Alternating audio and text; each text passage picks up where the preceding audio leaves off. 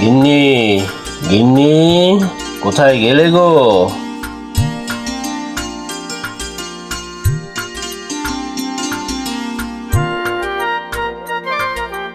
কই গো গিন্নি, তুমি এখানে? তাই ভাবি, বাজার নিয়ে যখন ফিরি তুমি তো সদর দরজায় দাঁড়িয়ে থাকো, আমাকে যাতে বাজারের ব্যাগ নিয়ে একা না আসতে হয়। কাজ কি হয়েছে? ও গিন্নি, অত মনোযোগ দিয়ে কি দেখছো বলো তো?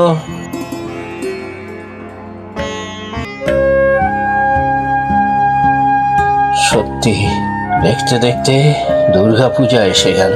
শরৎকালের প্রকৃতির রূপই আলাদা। আজকাল তো মহালয়া থেকেই ঢাক বাজতে শুরু করে। ওই ওই দেখো, মোরপাড়া থেকে আর একটা ঠাকুর মণ্ডপের দিকে যাচ্ছে। পুজোর তো আর বেশি বাকি নেই, আজকে চতুর্থী। কি হয়েছে গিন্নি? কদিন বাদে পুজো, আর তুমি মন মরা হয়ে আছো কেন গিন্নি? না, কিচ্ছু না। চলো, কি বাজার এনেছো? চলো আমি গিয়ে দেখি, সব বাজার গুছিয়ে রাখি। না গিন্নি, কিছু তো হয়েছে, আমার চোখে ফাঁকি দিতে পারবে না। টিয়ার কথা মনে পড়ছে তো? পুজোর এই সময় শুধু তো ওর কথাই মনে পড়ে। পুজোর 5টা দিন মানেই টিয়া আনন্দে মেতে থাকে। এই করবে, ওই করবে, কত চিন্তা, কত ভাবনা। সেই তো গিন্নি, টিয়া বরাবরই খুব পুজো পাগল মেয়ে। টিয়া তখন কত ছোট, আগে থেকে ওর সব কিছু ঠিক হয়ে যেত। পুজোয় কোথায় কোথায় ঠাকুর দেখতে যাবে, কি খাবে, কি পরবে। আর পুজোর কেনাকাটা নিয়েও তো কম উৎসাহী ছিল না আমাদের মেয়ে। পুজোর দুবেলা 2টো জামা, একটা সকালে তো আরেকটা বিকেলে। ঠিক বলেছ গিন্নি, ষষ্ঠী থেকে দশমী জামা জুতো রেডি।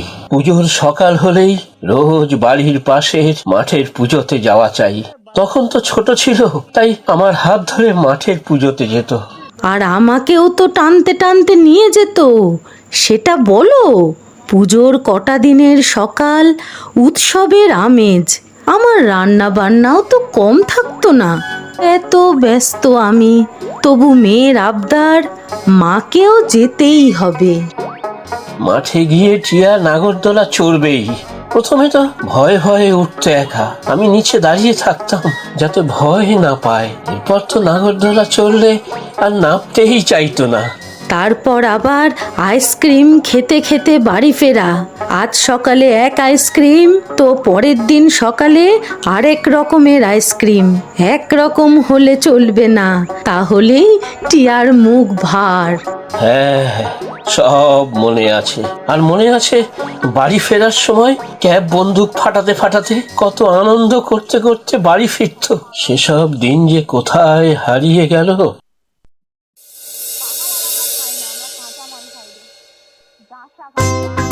বাবা দেখো, আমাকে কেমন লাগছে নতুন জামা পরে।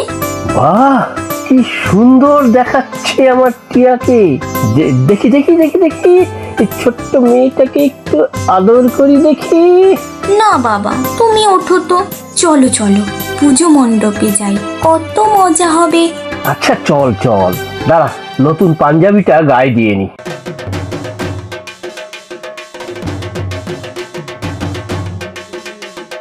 বাবা চলো না, নাগরদোলায় চড়বো। না বাবা, নাগরদোলায় চললে পর যদি মাথা ঘোরে? কিচ্ছু হবে না বাবা, তুমি নিচে দাঁড়িয়ে থেকো। আর আমি ছোট্টটি নেই যে আমার আগের মতো নাগরদোলায় চড়তে ভয় লাগবে। এখন আমি বড় হয়েছি, আর মাথা ঘুরবে না। চলো চলো, ওই দেখো এখনো একটা সিট খালি।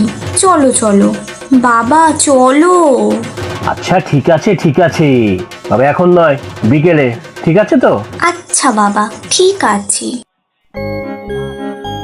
মা, তোমাকে যা লাগছে না এই শাড়িতে, খুব সুন্দর, যেন মা দুর্গা। যা যা, তোকে আর প্রশংসা করতে হবে না, যা গিয়ে দেখ রিক্সা এলো কিনা। রিক্সা না এলে ঘুরে ঘুরে ঠাকুর দেখবো কি করে? আমি বাবা হাঁটতে পারবো না। দাঁড়াও, আমি গিয়ে দেখে আসছি। বাবা, দুর্গা ঠাকুরের পুজোতে সব থেকে বেশি আনন্দ হয় কেন? দুর্গা ঠাকুরকে আমরা ঠাকুর হিসেবে পুজো করি ঠিকই, কিন্তু জানিস তো টিয়া, দুর্গা ঠাকুরকে ঠিক আমরা দেবী হিসেবে নয়, বাড়ির মেয়ে হিসেবেই দেখি। হ্যাঁ রে টিয়া, দুর্গা ঠাকুর যেন আমাদের বাড়ির মেয়ে, যে শরৎকালের এই 4টে দিন ছুটি পেয়ে বাড়ি আসে তার ছেলে মেয়ে সমেত। নিজের বাপের বাড়িতে বাবা মায়ের কাছে ছুটি কাটাতে আসে। তাই তো দুর্গাপুজো আর পুজো নয়, পারিবারিক মিলন, সামাজিক উৎসব। সব ছেলে মেয়েরা যারা বাড়ির বাইরে থাকে তারা সবাই এ সময় যে যার বাড়ি ফেরে, বাবা মায়ের কাছে ফেরে, ছুটির 4-5টা দিন আনন্দে কাটায়, খাওয়া দাওয়া করে, আরো কত কি। তার মানে দুর্গা ঠাকুর আর ঠাকুর নয়, আমাদের বাড়ির মেয়ে। হ্যাঁ তো টিয়া, তুই যখন বড় হবি, বাইরে চাকরি করতে যাবি, তোর যখন বিয়ে হয়ে যাবে, তখন দেখবি তুইও ঠিক বছরের এই সময় বাড়ি ফিরবি, আমাদের কাছে ফিরবি, নিজের বাবা মার কাছে ফিরবি। আমরা ঠিক এভাবেই দুর্গা ঠাকুরকে দেখি। সেই মনে আছে, ঠাকুর দেখতে দেখতে টিয়ার পা ব্যথা হয়ে যেত, তবুও ঠিক ঠাকুর দেখতে যাবেই। টিয়ার উৎসাহের কমতি ছিল না। নতুন জুতো পরে পায়ে ফোসকা পড়ে গেছে, তবু পায়ে ব্যান্ডেজ লাগিয়ে ঠাকুর দেখতে যাবেই।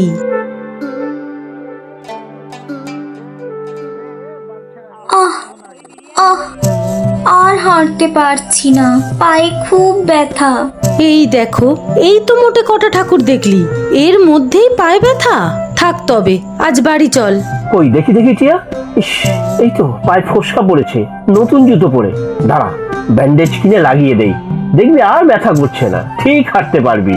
হ্যাঁ বাবা, আমি ঠাকুর দেখব, ব্যান্ডেজ লাগিয়ে ঠিক ঘুরতে পারবো। খুব ব্যথা করছে না রে? এই দেখ, তেল মালিশ করে দিচ্ছি, দেখবি আর ব্যথা করবে না। আজ তো সবে অষ্টমী, কাল নবমী, কাল তো শহরের দিকে ঠাকুর দেখতে যাব, এখনো কত ঠাকুর দেখা বাকি। বাবা দেখো, আমি ঠিক ঠাকুর দেখতে যেতে পারবো। কাল ওই প্যান্ডেলটায় এত ভিড় ছিল যে ঠেলাঠেলিতে আমি পড়েই গেলাম, তবে মা মালিশ করে দিয়েছে, এখন ব্যথা অনেক কম। দেখো তো, পায়ের ফোলাটাও মনে হয় অনেকটা কমে গেছে। এই তো অনেক কম। তাহলে কাল আবার সকালে বেরোবি না বিকেলে? না বাবা, সকালে সকালে, কাল তো নবমী, পুজোর শেষ দিন, চুটিয়ে মজা করব সকাল থেকে। আর দুপুরে মায়ের হাতের পাঁঠার মাংসের ঝোল আর পোলাও, তাই না মা? আমার টিয়া আবদার করেছে, আর আমি সেটা রাখবো না? নিশ্চয়ই হবে। শোনো না, তুমি সকাল সকাল মাংস নিয়ে এসো, কিন্তু খুব ভিড় হয় কিন্তু নবমীর সকালে। হ্যাঁ গো, টিয়া কি এবারেও আসতে পারবে না? গত 2 বছর তো করোনার জন্য আসতে পারেনি, এবারও কি ছুটি পাবে না? শুনলাম তো জামাই নতুন অফিসে জয়েন করেছে, তাই এখনই ছুটি পাওয়া মুশকিল। টিয়ারও কাজের খুব চাপ, ওরা এবারও আসতে পারবে না। কতদিন পুজোতে টিয়াকে দেখিনি, এবারের পুজোতেও মেয়েটা বাড়ি আসবে না। আমি তো ভাবতে পারছি না। কেঁদো না গিন্নি, দেখতেই তো পারছো, এখন সবার ছেলে মেয়েই কাজের সূত্রে বাইরে থাকে, আর বিদেশে থাকলে তো যখন তখন ছুটি নিয়ে আসা যায় না। টিয়ার জামাই বা কি করে আসবে বলো? সেই ক্রিসমাসে লম্বা ছুটি থাকে, তাও কি সবাই অত দূর থেকে ছুটি নিয়ে আসতে পারে নাকি? জানি না, দুর্গা পুজোয় তো আসতে পারলো না, এবার ক্রিসমাসের ছুটিতে আসতে পারবে কিনা সেটাও তো এখনো অনেক দেরি। গিন্নি, পুজোর দিনে মন খারাপ করো না, টিয়া এবার আসতে পারলো না, পরের বার নিশ্চয়ই আসবে, তুমি দেখে নিও। গিন্নি, একটু চা করো তো দেখি, মনটা বিকেল থেকে চা চা করছে। হ্যাঁ, সন্ধে হয়ে এলো তো, দাঁড়াও আমি চায়ের জল বসাই। তুমি চা করো, আমি যাই একটু সিঙ্গারা নিয়ে আসি। দিলু ময়রার দোকানে এখন গরম সিঙ্গারা পাওয়া যাবে। আজ ষষ্ঠী, দুর্গা মায়ের বোধন। বাড়ির মেয়ে আজ ঘরে আসবে, বাবা মায়ের কাছে ফিরবে, আর আমাদের মেয়ে আজকের দিনে কত দূরে। শুধু টিয়া কেন গিন্নি, যাদের ছেলে মেয়ে বিদেশে বিভুঁইয়ে থাকে তাদের সবারই তো এই একই গল্প।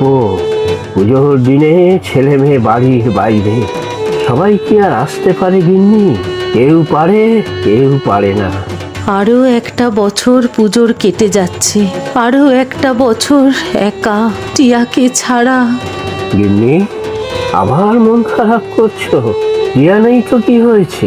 তুমি আর আমি যাব পাড়ার প্যান্ডেলে ঠাকুর দেখতে। এবারের পাড়ার পুজো বেশ জাঁকজমক করে হচ্ছে। আমি তো রিক্সাও বলে রেখেছি, তোমাকে কষ্ট করে হাঁটতে হবে না, একদম বাড়ির সামনে থেকে রিক্সা করে পাড়ার প্যান্ডেল। রিক্সা ঠিক করে রেখেছো? আমায় না জিজ্ঞেস করে সব ব্যবস্থা করে ফেলেছো? এতে জিজ্ঞেস করার কি আছে গিন্নি? আর ব্যবস্থাই বা কি? ও তো সামান্য। পাড়ার কটা ঠাকুর দেখবো, প্যান্ডেলে বসবো, অনুষ্ঠান দেখবো, এই আর কি। আর নবমীতে তোমার হাতের আলু দিয়ে হালকা মাংসের ঝোল আর গরম ভাত। গিন্নি, বাজারের ব্যাগ দাও, বাজার সেরে আনি। না, এবার কোনো ঠাকুর দেখা হবে না। রিক্সাকে বারণ করে দাও, কোনো প্যান্ডেলে যাব না আমি। বাজার বন্ধ, যা আছে তাই দিয়ে পুজোর 5 দিন চলবে। কোনো মাংস খাওয়া হবে না নবমীতে, এই আমার কথা। কিন্তু গিন্নি, এভাবে তো চলে না। উৎসবের দিনে এভাবে গুটিয়ে নেওয়াটা তো ঠিক নয়। হ্যাঁ হ্যাঁ, এটাই ঠিক। আমার দিব্যি, তোমাকে আমার কথা রাখতেই হবে। টিয়াকে ছেড়ে আমি মাংস ভাত মুখে তুলতে পারবো না, পারবো না। তুমি যখন চাইছো, আমি আর তোমার ইচ্ছার বিরুদ্ধে যাব না। এবার পুজোয় তাহলে সব বন্ধ।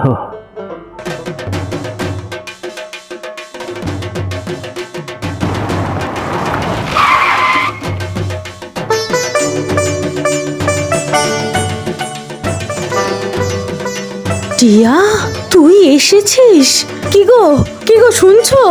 বাজার যাও, ভালো করে মাংস নিয়ে এসো। কি হলো? বাজার যাও, শিগগির যাও।